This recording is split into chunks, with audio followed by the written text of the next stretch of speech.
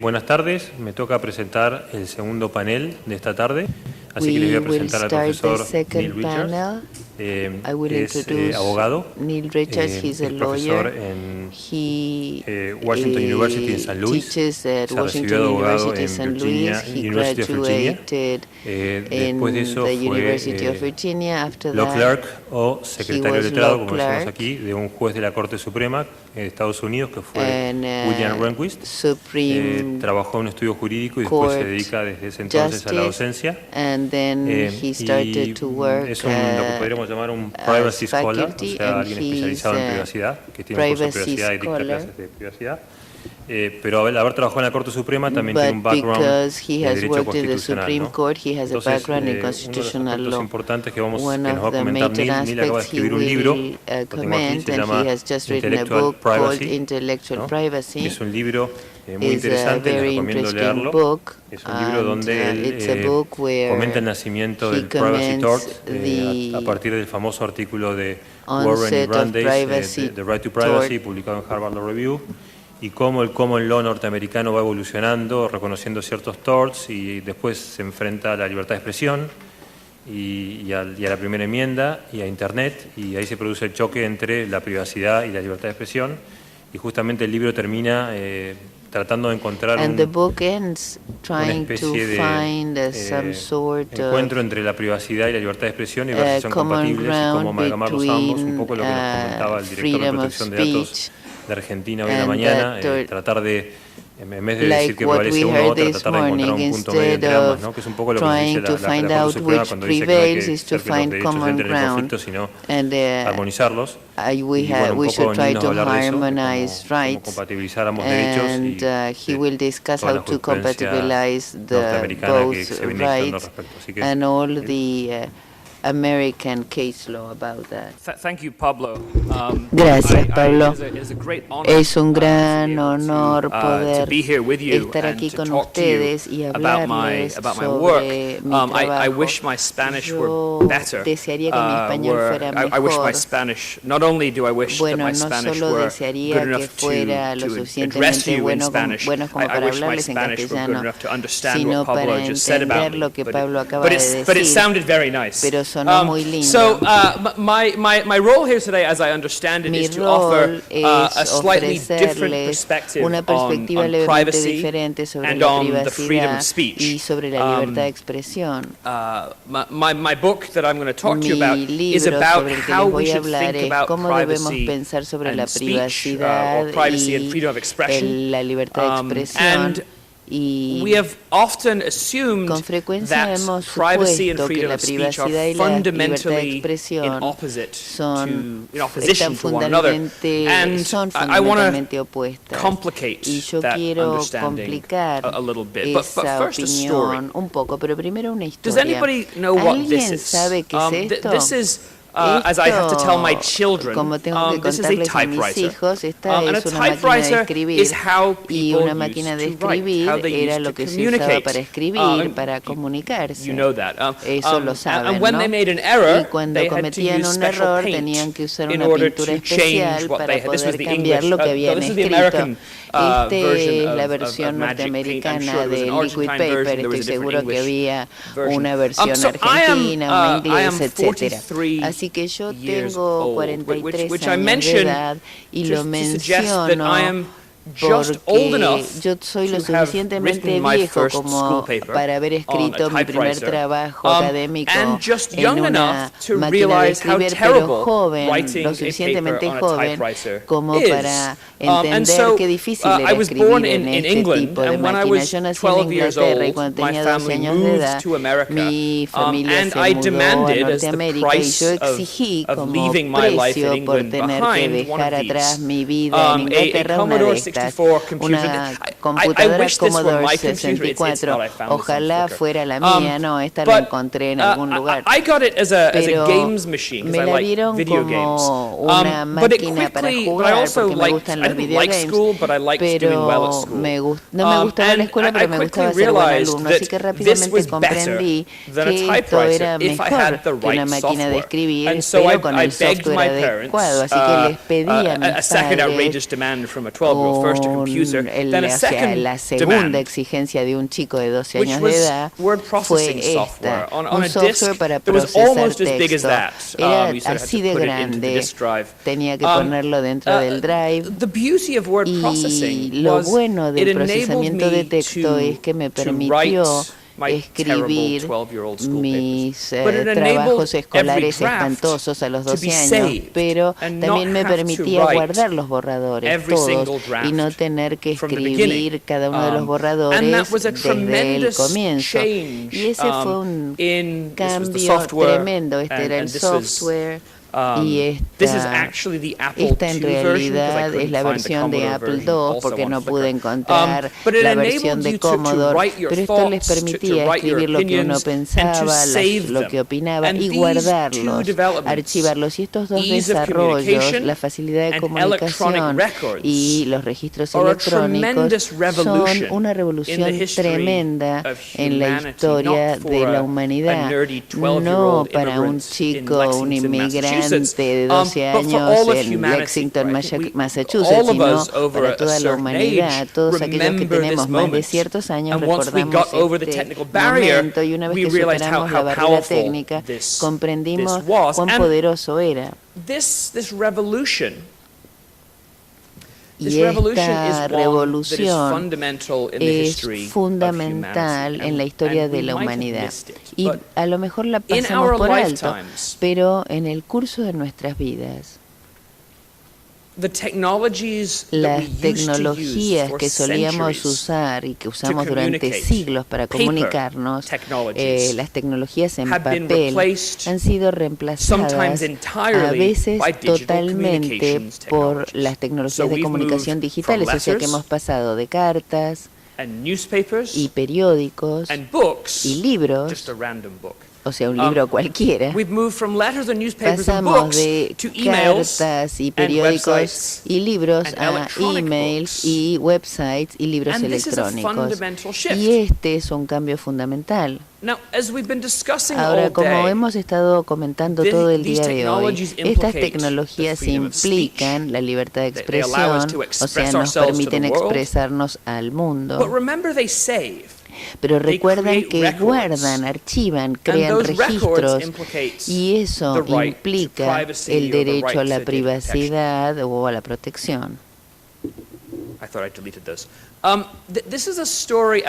es una historia que tiene que ver con la tecnología, pero también es una historia sobre los valores humanos, y también el subconjunto de la historia sobre la responsabilidad de los intermediarios, de lo que hemos estado hablando todo el día. Y quiero contarles una historia sobre la tecnología y sobre valores, pero valores, no los valores del código, los unos y los ceros que constituyen la información personal de ese código, sino los valores humanos que nosotros debemos incorporar dentro de nuestros sistemas digitales, ya sea sistemas para remoción de contenido o violaciones de copyright o para el derecho al olvido, o si son sistemas de vigilancia del gobierno o los protocolos de encriptado de los iPhones.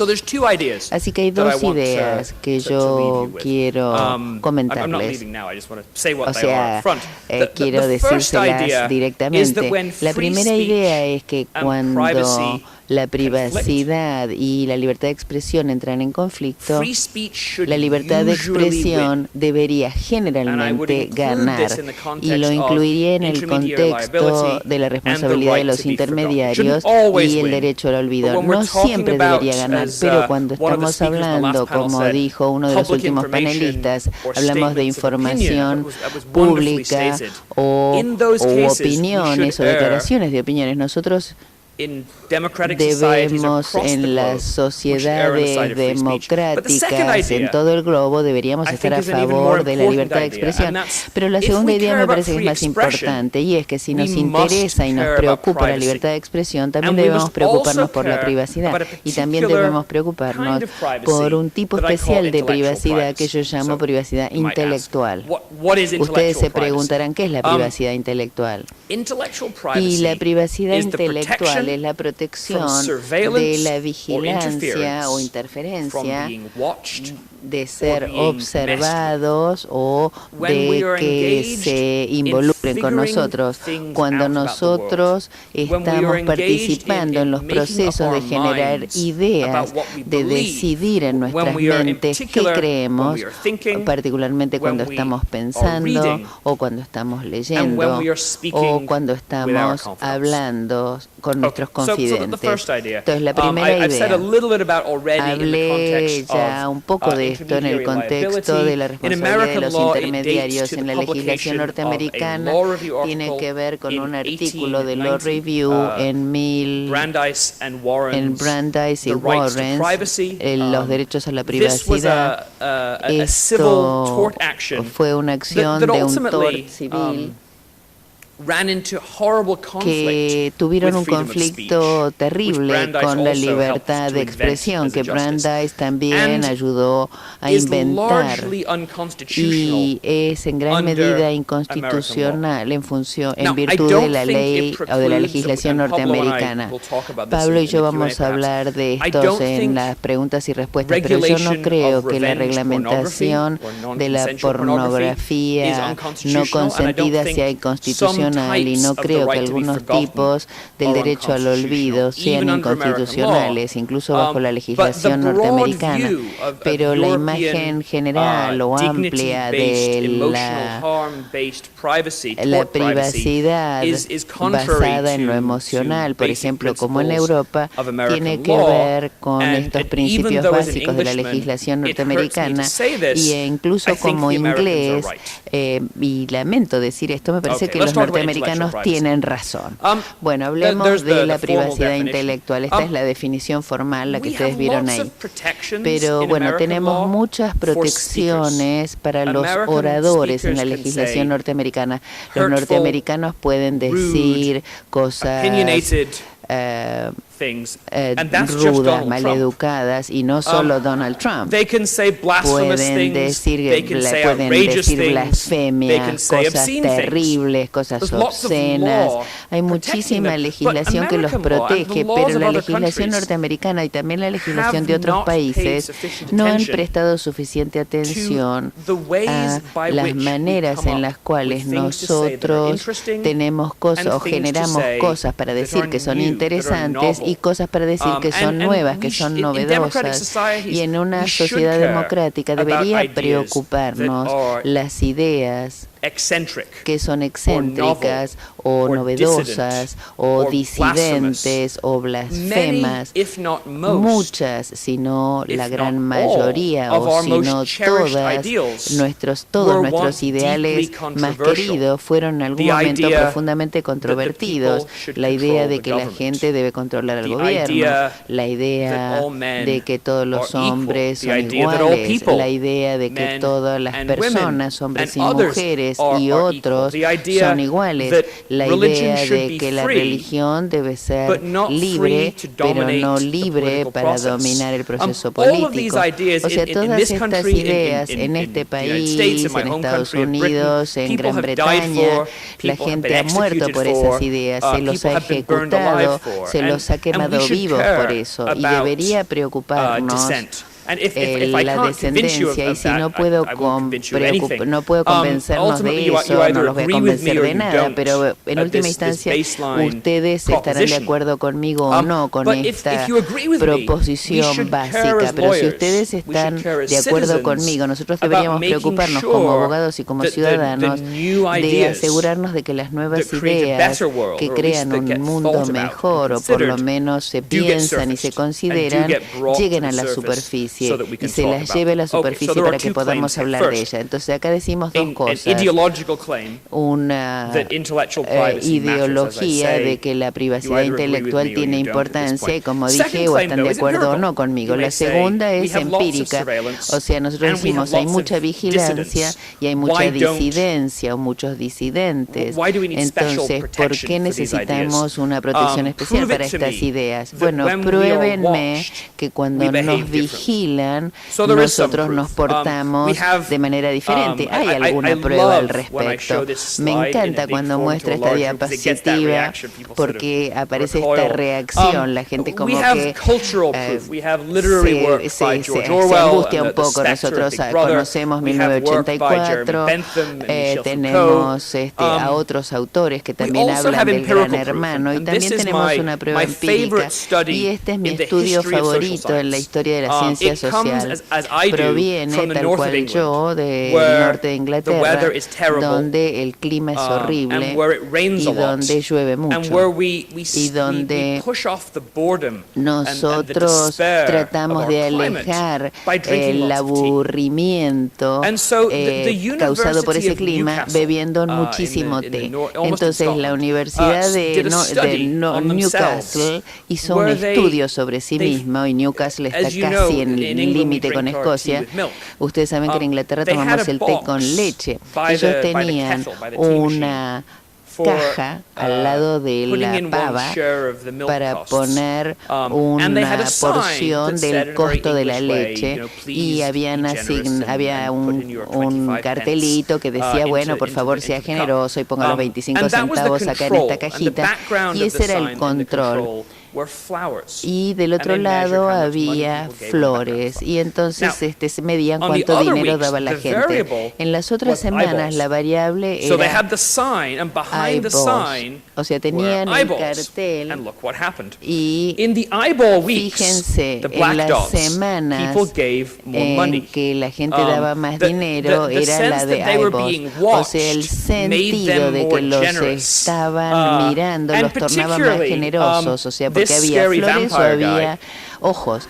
Y acá este vampiro en especial, y mi favorito, yo creo que soy fans de fútbol, este es el referí con alopecia, y esta es una prueba empírica de que era el mejor referí del mundo. Entonces, cuando nos vigilan en este estudio y en otros estudios menos divertidos que este, han demostrado que nosotros vivimos según las normas sociales, nosotros nos comportamos como se espera que lo hagamos. Ha habido otros estudios. Uno de mis colegas en Washington University estudió si la gente que trabaja en restaurantes, la gente que trabaja en restaurante roba dinero de la caja. Eso es así. Y estudiaron que, a ver si cuando se les decía que estaban siendo monitoreados robaban menos, y encontraron que sí, que robaban menos. Lo que es interesante es que seguían robando, porque no pueden hacer otra cosa, pero robaban menos. O sea, el hecho de que los estaban vigilando hacía que ellos se comportaran de esa manera. O sea que la vigilancia parece ser muy buena. Otro estudio, este es del MIT. Después de las revelaciones de Snowden, la gente buscaba en Google menos palabras como bombas, Al-Qaeda, jihad. Osama Bin Laden, y también palabras como abogado especialista en divorcios, soy gordo, los derechos de los homosexuales, aborto, o sea, cosas que son legales, pero que no gozan del favor social. Esas palabras eran como ocultas por el hecho de que NSA había hecho que la Internet fuera menos segura, y los hallazgos del estudio era que esto era más fuerte fuera de Estados Unidos que en Estados Unidos. Una adolescente en Buenos Aires, por ejemplo, que quiere recibir ayuda para sus trastornos de alimentación, es menos probable que se vea disuadida de hacerlo, porque en NSA hacen cosas extrañas en otros países, pero el hecho de actuar como sistema de policía de los hábitos alimenticios de las porteñas de 16 años, o a ver, digamos, el conocimiento que obtienen impone conductas que socialmente no están aceptadas, excentricidad y también disidencia. Y si nos preocupa una cultura vibrante de libertad intelectual, deberíamos preocuparnos precisamente por estas conclusiones. En el derecho estadounidense, esto es lo que nosotros llamamos el efecto chilling, o sea, de enfriamiento, de congelamiento. NSA ha hecho otras cosas también. Ha monitoreado la yihad, otro hecho, y los que participan de la yihad. A los de la yihad les gusta la pornografía. Me sorprendió a mí también, sí. Los que participan de la yihad ven mucha pornografía y NSA decidió que iba a verlos ver pornografía, los iban a monitorear. Y luego, esto es uno de los archivos de Snowden desclasificados, o sea que se hicieron públicos. Y dijeron, vamos a exponer sus hábitos de búsqueda de pornografía para hacer que pierdan su autoridad. En el formato clásico de NSA hay una hoja de cálculo y estas son personas verdaderas que estaban siendo observadas. Vemos, por ejemplo, escritores, personal administrativo, celebridades, políticos. Y si pensamos en estas categorías, por ejemplo, un predicador, digamos, una persona del clero, y si radicalizamos a estas personas, no sé qué piensan ustedes, pero a mí se me ocurre este hombre, Martin Luther King Jr., que fue observado por el gobierno de los Estados Unidos precisamente por estos motivos, porque creían que estaba tratando de desestabilizar la sociedad estadounidense, dado que era un comunista.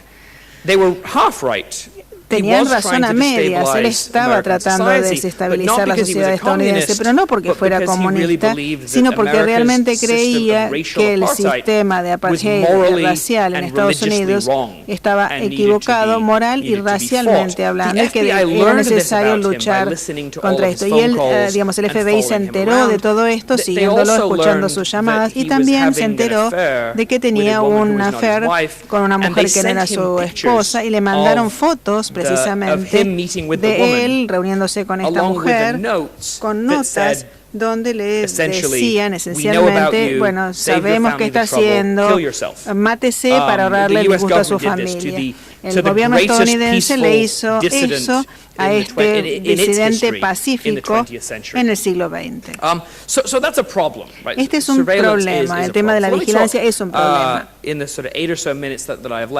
Vamos a hablar entonces en los minutos que me quedan de tres dimensiones especiales de la privacidad intelectual.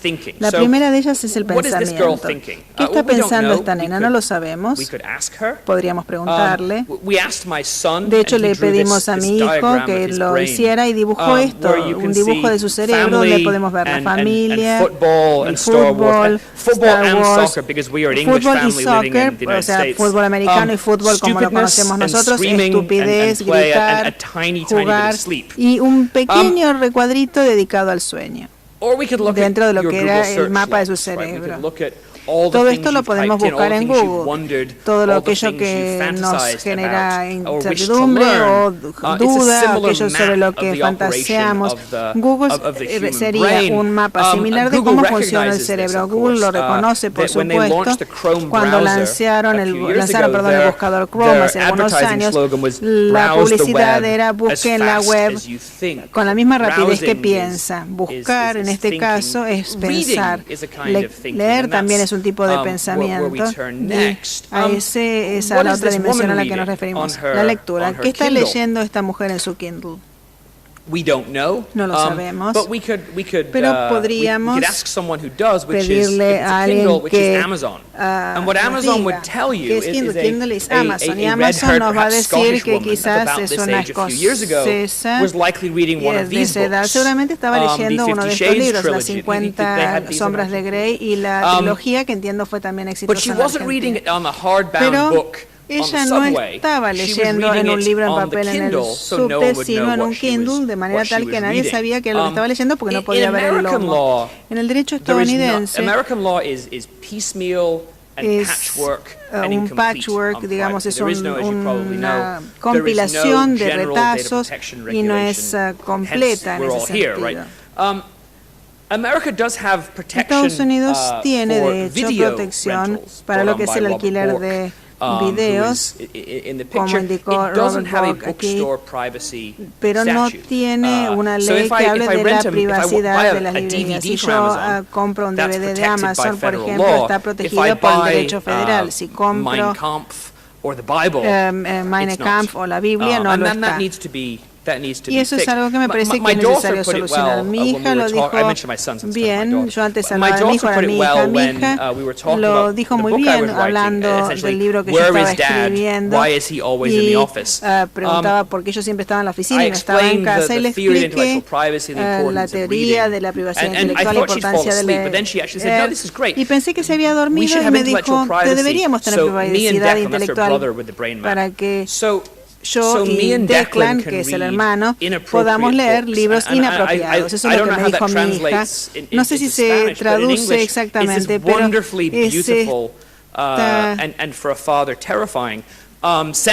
este sentimiento de libertad intelectual y del derecho a leer, que por un lado es maravilloso y al mismo tiempo aterrador para un padre. La tercera dimensión es la confianza. Cuando uno lee algo, a veces no empieza a hablar de lo que está leyendo hasta encontrarse con su esposa, su pareja, un abogado, un confidente, al quien le podamos confiar qué es lo que estamos leyendo. En el derecho estadounidense, la protección de las llamadas telefónicas viene de Louis D. Brandeis. Y hoy en día, el derecho americano protege la confidencialidad de las llamadas telefónicas. Los correos electrónicos, sin embargo, de hecho, esto es una publicidad de una compañía que quizás haya establecido el derecho a la privacidad de los correos electrónicos en la Constitución estadounidense. Es un comercial de hace unos años en Estados Unidos. Y en el caso Riley, la Corte Suprema indicó que estaba tomándose en serio la privacidad digital. Hay que esperar qué sucede con eso en el futuro. Supongamos entonces que estamos de acuerdo en todo esto. ¿Qué se debería hacer entonces respecto de la privacidad y la libertad de expresión? Deberíamos evitar el abordaje inglés, que es el de censurar a la prensa para proteger las infidelidades maritales, como los jugadores del Manchester United. Como yo soy del Liverpool, me encanta hablar mal del Manchester United. Tendríamos que pensar en términos más generales al desarrollar la ley sobre privacidad, la ley sobre derecho al olvido, la responsabilidad de los intermediarios en torno a las celebridades solamente, sino que tendríamos que pensar en la ley para la gente de a pie, para la gente común que no puede contratar abogados costosos o hacer conferencias de prensa. Además, tenemos que tratar de proteger los procesos de libertad de expresión y de privacidad intelectual a través del derecho. Deberíamos darnos cuenta, estos son hijos de un amigo, no son mis hijos, pero tenemos que darnos cuenta de que la privacidad intelectual no es solo para los intelectuales, sino para todos aquellos que tienen un intelecto, es decir, todos nosotros, todos los ciudadanos.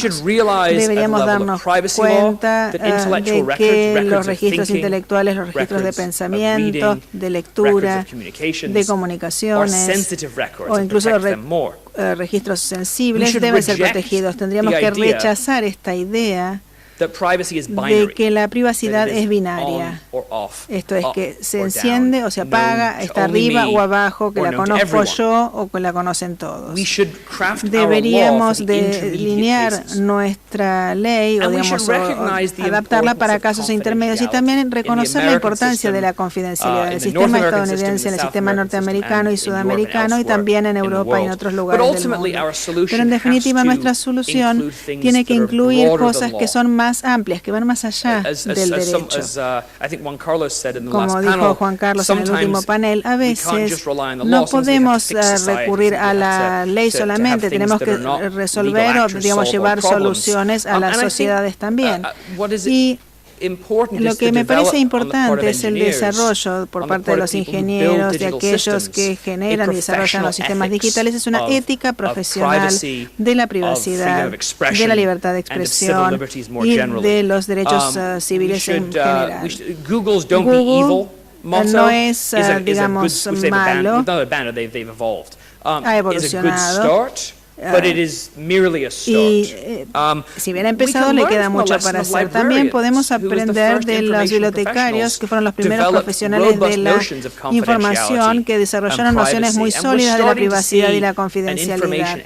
Y tenemos que ir en pos de una ética de la información. Estamos empezando a ver competencias sobre privacidad intelectual, digamos, en particular, y sobre privacidad en general, sobre principios de privacidad. Tenemos empresas como DuckDuckGo, que es un browser de Internet que no hace un seguimiento de los hábitos de las personas, hábitos de búsqueda. Estamos hablando.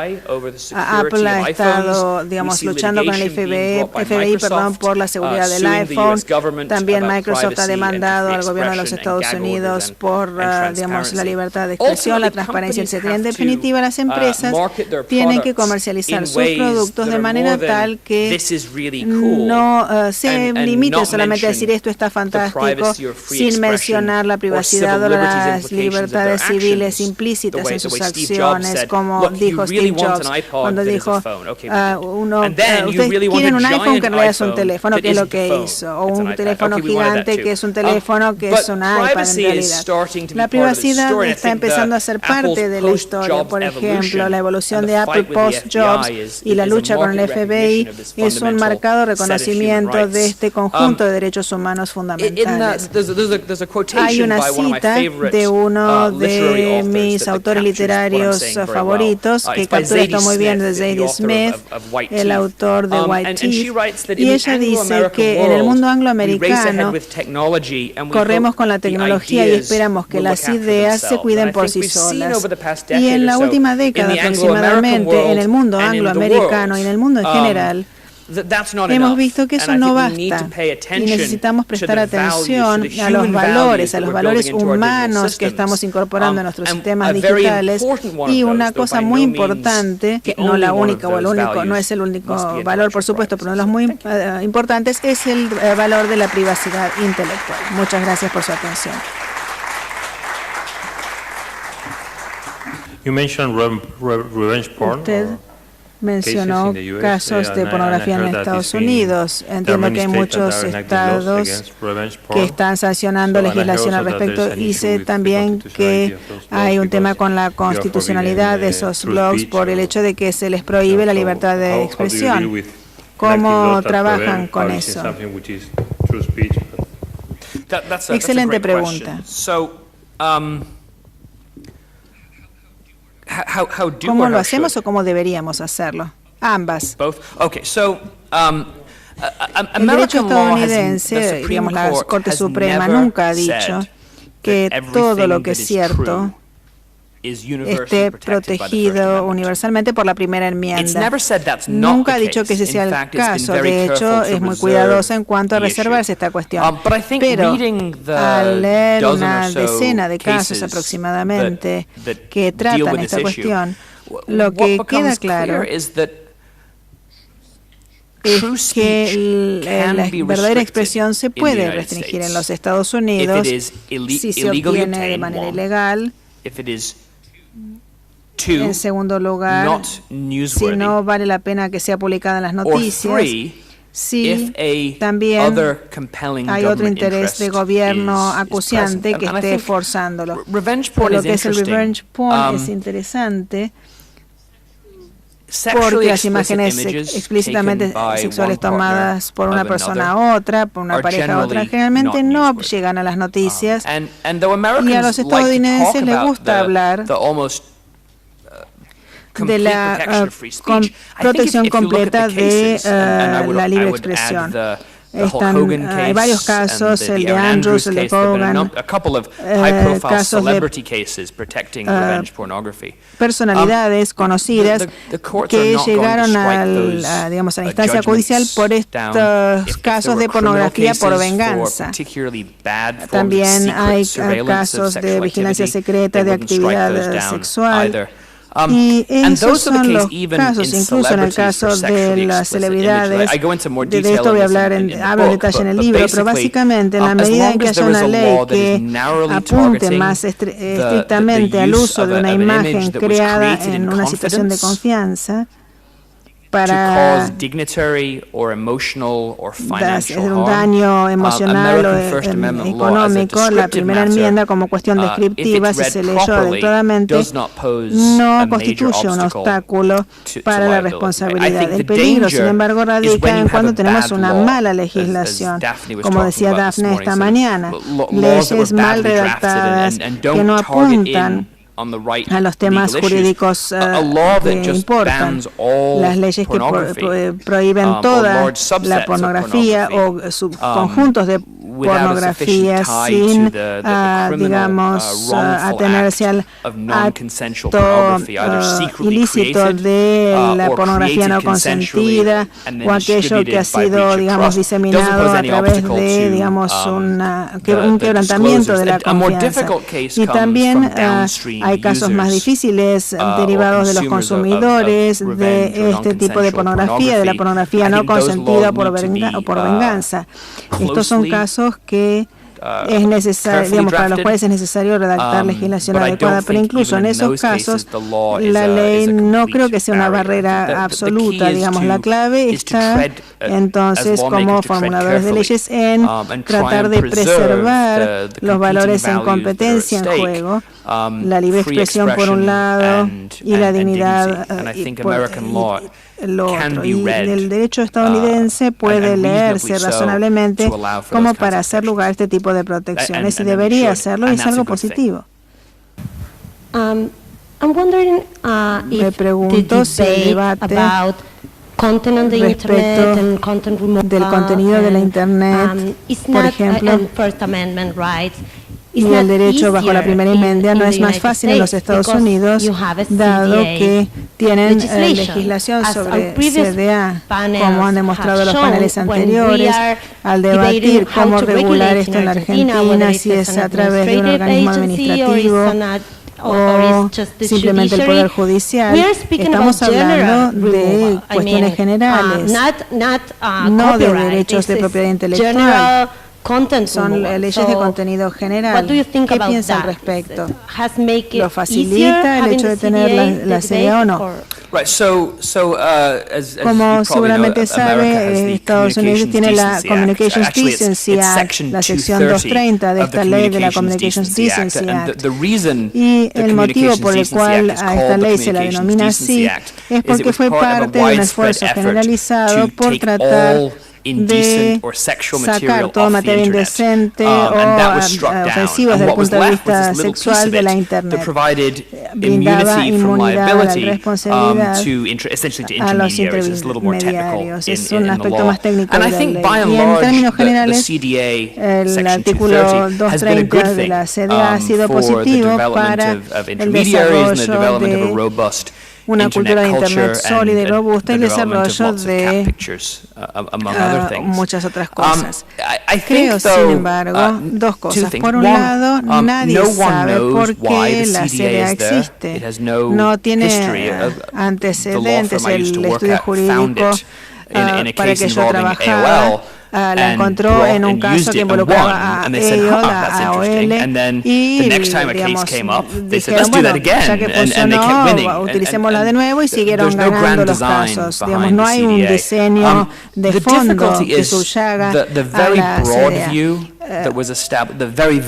Más que nada tiene que ver con una visión muy general que se estableció y que se puso a prueba. What about a website that says, send us all of your naked ex-girlfriend's pictures? Sorry. send us all of your ex-girlfriend's naked pictures. Fotos desnuda de tu and we'll publish them to the world.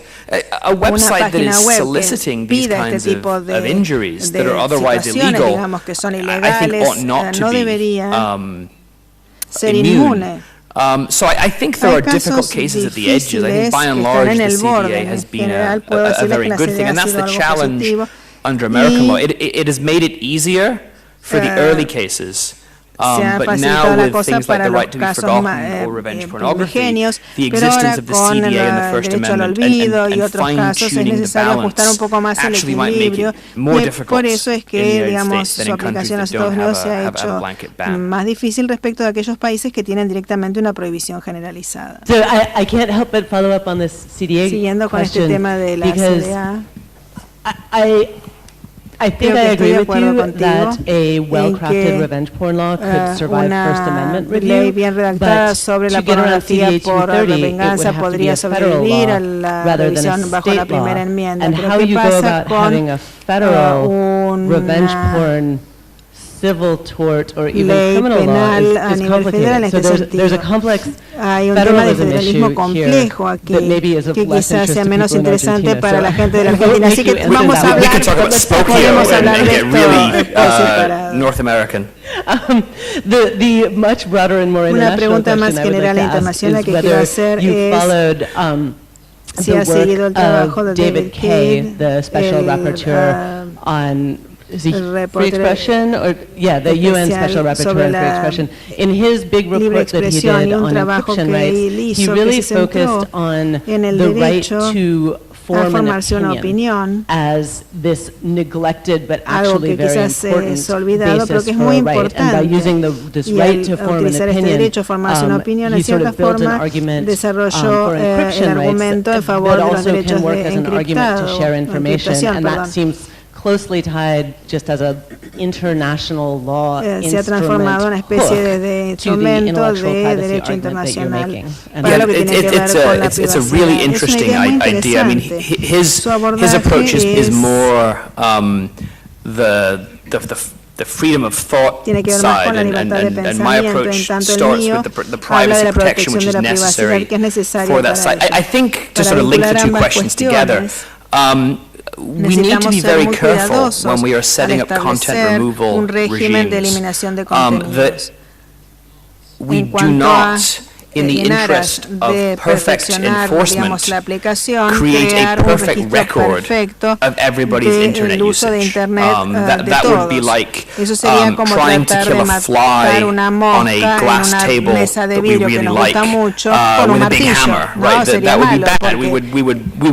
The fly would be dead. But that we would destroy something more important to us than if we like the table. I just made this example up. But the general point is, as with DMCA notice and takedown, as with sort of YouTube policing of intellectual records being placed on the internet, we don't want to use the remedy for the right to be forgotten or revenge pornography in a way that creates a bigger problem than the problem we're setting out to deal with. And so I think as we think globally about content removal regimes and content monitoring obligations, I think we need to be mindful that something really fundamental, something really important, and something really fragile, whether you call it intellectual freedom, as I do, or the right to form an opinion, as Rapporteur Kaye does, is at risk. And I think I would argue that's one of the most important political and civil liberties that we have, and we need to be sure that we safeguard it, even though safeguarding it is difficult, because we can only act indirectly. Parece que la legislación europea o el derecho europeo y el case law y el derecho consuetudinario es importante y pareciera que el derecho consuetudinario y el derecho norteamericano tiene una excelente libertad de expresión. Incluso en el derecho consuetudinario los norteamericanos tienen una visión particular sobre la expectativa de la privacidad en términos de lo que los tribunales consideran la expectativa de privacidad y comunicación. Y aquí también la Corte Suprema lo ha tomado. ¿Le parece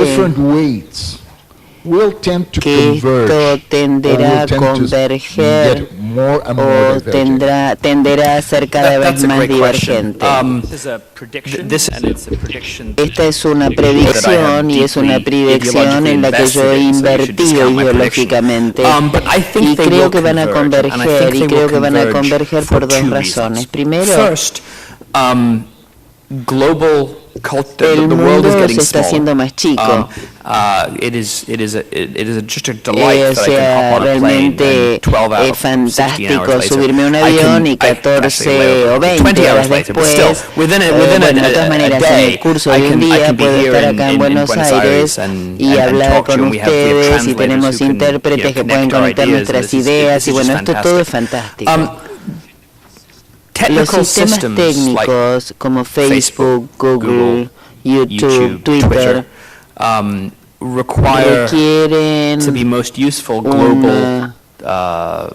una estructura mundial para ser más útil. Eso es un tipo de factores tecnológicos que van a promover la convergencia, porque hablamos más entre nosotros, compartimos más nuestros valores y lo hacemos a través de intermediarios que no de una manera siniestra, sino intermediarios que nos conforman, ya sea como los medios lo hacen, un iPhone o un lápiz o un pedazo de papel o una máquina de escribir conforma a las personas. Así que yo creo que va a haber una convergencia técnica y social, y hay una razón normativa también. Es un rompecabezas importante para mí el hecho de que yo puedo estar en Norteamérica y que se me acuse de odiar la primera enmienda porque yo creo en el derecho a la privacidad y después me subo a un avión y voy a Holanda, Inglaterra y se me acusa de odiar la privacidad. O sea, yo no creo haber cambiado mis opiniones y no digo que tengo razón necesariamente, pero si nosotros vamos más allá de nuestro compromiso apasionado con la dignidad humana el fundamentalismo, creo que alguien lo dijo antes, fue una gran frase. Si nosotros lo hacemos, nos damos cuenta de que en las sociedades libres debe haber privacidad y debe haber libertad de expresión, y a veces, como comenté antes, la libertad de expresión es fundamental, la privacidad es fundamental para la libertad de expresión, y hay otros casos en los que la libertad de expresión puede ser fundamental para la privacidad. Y la clave no es que haya una batalla entre ambas, porque ambas son buenas. La clave es tener una conciliación entre ambas. Y lo difícil es que somos seres humanos y es más fácil discutir cuando uno es un extremista. Es mucho más difícil y un desafío mucho mayor debatir o discutir en favor de la moderación y el equilibrio y la razonabilidad. Pero esto lo vemos cuando empezamos a ver la privacidad y la expectativa razonable y la jurisprudencia de la proporcionalidad en el resto del mundo. Así que espero que por esas dos razones, la inevitabilidad técnica y moral, vamos a ver una convergencia o vamos a romper la Internet o la sociedad global, y las dos cosas me gustan, así que espero que eso no ocurra.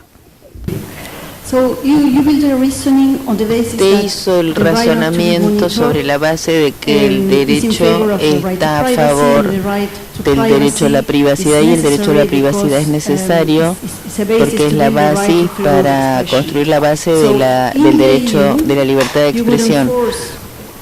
O sea, usted aplicaría este razonamiento y usted dice que tenemos herramientas importantes.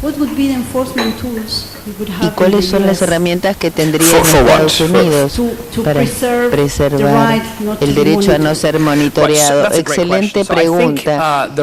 Me parece que hay distintas herramientas. Uno es la ley constitucional. Hay derecho que protege la privacidad intelectual, protege la libertad de pensamiento, la libertad de la lectura. No ha sido operacionalizada contra el Estado todavía, porque este tipo de técnicas de monitoreo son nuevas, y así como no tenemos leyes contra la magia, no tenemos leyes contra esto. O sea, si los libros de Harry Potter fueran reales, hubiéramos desarrollado leyes contra la magia. En el caso de Riley hablan de esto, no lo citan en realidad, pero habla de las creencias políticas, religiosas, filosóficas que son, y que eso es la esencia de la libertad, y que deben ser protegidas no solo por la primera enmienda, sino también por la cuarta. Otra fuente de legislación es estatutario, o sea, ya sea federal o a nivel estadual. Y creo que estamos empezando a ver una reforma de las leyes de vigilancia. California recientemente modificó su ley. Y otra tercera fuente sería administrativa. Creo que estamos empezando a ver entidades como la Federal Trade Commission y Federal Communications Commission, que están empezando a poner en su lugar las reglas de FCC que regulan a las compañías de cable y las telefónicas, y han propuesto una especie de limitación a la privatización a cargo de los proveedores de cable. Y yo hice una carta al respecto, pero si estas propuestas se aceptan, yo creo que la legislación de Estados Unidos no será adecuada, ya sea bajo mi teoría u otra, pero va a ser más adecuada, y me parece que es una larga lucha, pero soy optimista por las razones que di antes. Y creo que las herramientas están, solo tenemos que ser imaginativos sobre cómo usarlas. Alguien habló de Estados Unidos antes como una democracia madura, y me pareció que era realmente muy bueno, y la gente que ve a Donald Trump y la campaña, la corrupción de la campaña, y uno empieza a desesperarse más. Me parece que de los desafíos de ser una democracia madura es que uno se acostumbra, uno cree que está todo bien, y me parece que ese es el origen de la inercia. Los ciudadanos de un país, y también hay otra frase maravillosa en inglés que lo escuché, que decía que era una democracia frágil, y me parece que eso está más dispuesto a la experimentación y a probar cosas nuevas para preservar los valores y a pensar las cosas por primera vez. Así que ha sido una respuesta larga, pero yo soy optimista, a pesar de la madurez y de este costumbrismo de la legislación norteamericana, y creo que van a empezar a girar y a ver sus valores de una manera mejor.